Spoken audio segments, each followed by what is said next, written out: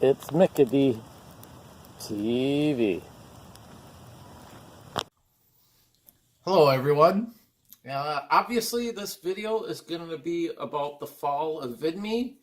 My basic insights about vidme.com, what I thought about it, or my analysis of it. I'm going to do a video about my memories of Vidme, but that'll be goodbye Vidme video next week. This week, I'm going to talk about the Fall of Vidme, put some analysis into what was going on, and go from there. As you all know, the co-founder Warren Schaefer sent out a notice saying that Vidme is going to be shut down on December 15th at noon, I think Eastern time, something like that. And yeah, the platform's going to be done. No more loading videos and things like that.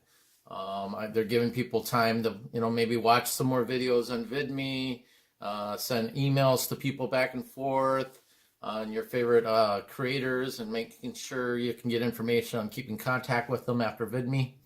That kind of stuff, I like that. I'm glad they're giving people time to at least be able to download any videos that they put on the platform, and then contact other people about where they're going and things like that. So obviously, sustainability was a big issue with the company. There was one good thing about this webpage that I really liked. I thought it was better than YouTube, aesthetically more pleasing at least, and a little bit easier.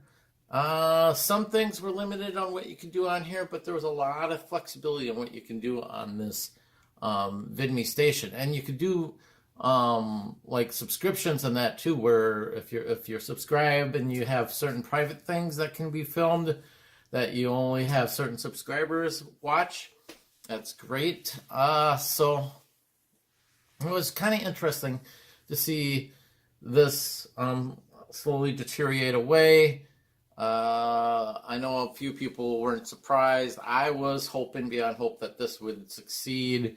I was doing my best to help the platform. So basically, Warren sends out a letter talking about what this all means for users, why they started Vidme again, 2014. So they kept it going for 3 years, and they said the major problem was revenue, and it comes down to advertising, and that's basically what it comes to, because they didn't really charge anybody for the site, so it came down to advertising revenue.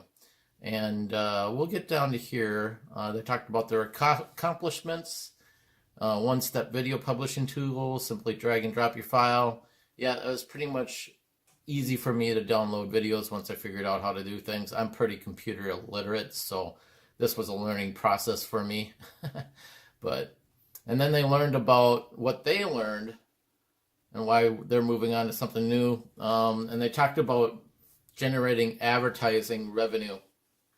And they're at a disadvantage because 60% of online ad spending is done in Facebook and Google. And that's one of the reasons why I liked Vidme, was that it wasn't Facebook and Google.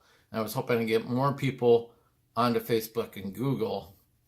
And it's hard to compete against a group like that when so many people are just so used to Facebook and Google and YouTube. And they just talked about how advertisers are really picky, and I think there's some bias amongst the advertisers on who they actually advertise to and who they don't, because I've seen so many inconsistencies on why advertisers choose some people and not others, when basically they're showing the same type of content and one's getting monetized and the other's not getting monetized. But they talked about affordability. Where is it here? Here it is. Storing and delivering video is becoming less expensive, but remains extremely costly. What does that mean? Well, down here, they talk about how often massive files, making them globally available at time, is expensive. YouTube, they mentioned YouTube is at a high burn rate and is still operating at a loss. So If any company's invested in them, like Google, they have to know that it's going to take they're going to be losing money when they put that money in there. So, and I think, to me personally, I think if storing and delivering video is becoming less expensive, but remains extremely costly, it sounds like there's just massive amounts of videos being stored. And I think any company, any startup company like Vidme should really kind of like figure out the limits onto how they're gonna let people store things on this webpage.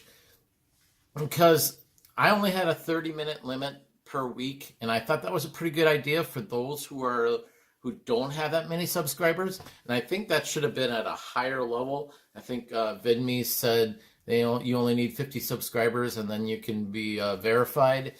I think that should be for any new company. When you do this, you should limit the amount of people downloading until they reach a certain threshold on subscribers and followers. And I think that threshold should be a little bit higher. I think YouTube has a much higher standard. I think they're 100, or is it 1,000?